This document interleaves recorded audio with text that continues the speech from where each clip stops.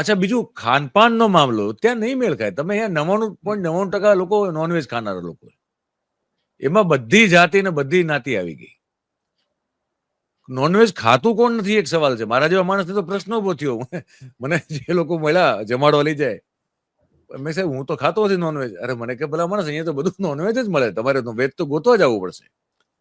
એટલે in short pure vegetarian લોકો તો આંગળીના વેઢે ગણાતા હશે કદાચ ત્યાં, એવું એમ કહી શકાય.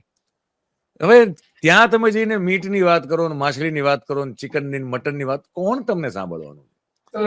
ત્યાંના રૂટીનમાં ફૂડમાં નોનવેજ છે. માછ ભાત એટલે કે માછલી, લોકો માછલી ઉછેરે. એક બાજુ ગામડાઓમાં એક દરેકનું પોતપોતાનું નાનકડું એક તળાવ હોય, પોન્ડ હોય, ફિશ પોન્ડ, એમાં માછલીનો ઉછેર થાય. માછલીઓનો ખાવાનો રોજ, મતલબ આપણે જેમ દાળ ભાત શાક રોટલી ખાઈએ સાહેબ, એમ એ લોકો માછલી ભાત ખાય છે.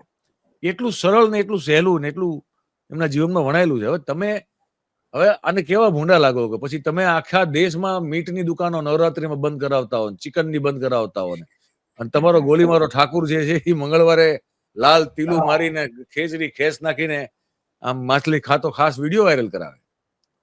એટલે ભૂંડા લાગી રહ્યા છે સાહેબ, અદભુત રીતે ભૂંડા લાગી રહ્યા છે.